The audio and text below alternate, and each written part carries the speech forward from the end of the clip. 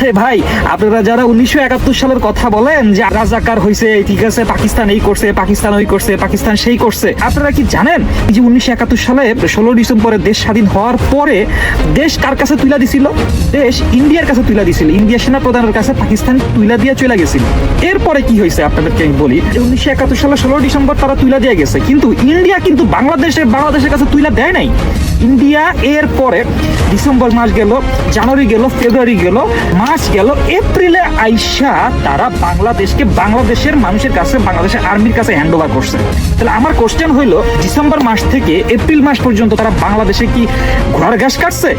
না রে ভাই, ঘোড়ার ঘাস কাটে নাই।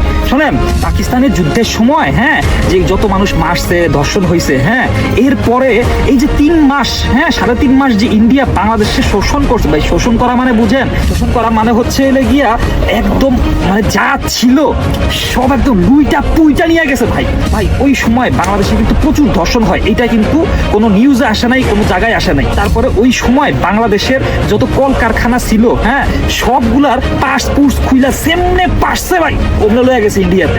তারপরে হচ্ছে ইন্ডিয়াতে ভাই মুড়ির টিন চোখে দেখে নাই, টিনের মধ্যে যে মুড়ি থাকে ওগুলা চোখে দেখতো না ইন্ডিয়া, ওগুলা পর্যন্ত লইয়া গেছে ভাই। ট্রাক ভইরা বাংলাদেশ থেকে যা পাশে সব লইয়া গেছে। পাকিস্তানি সেনাপতির একটা মার্সিডিজ ছিল, ওইটা এখনো ইন্ডিয়াতে যে 16 ডিসেম্বরের সময় ওরা প্রদর্শন করে যে ওরা পাকিস্তানরে হারাইছে। কথা হচ্ছে ওই মার্সিডিজ বাংলাদেশে থাকার কথা ছিল, তোদের দেশে গেছে কেমনে রে?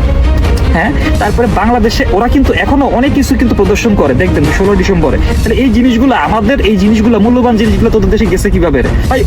ইন্ডিয়া হচ্ছে সব থেকে বড় লেভেলের একটা চোর, বাটপার। পৃথিবীর মধ্যে যদি নিকৃষ্ট কোনো জাতি থাকে সেটা হচ্ছে ইন্ডিয়া।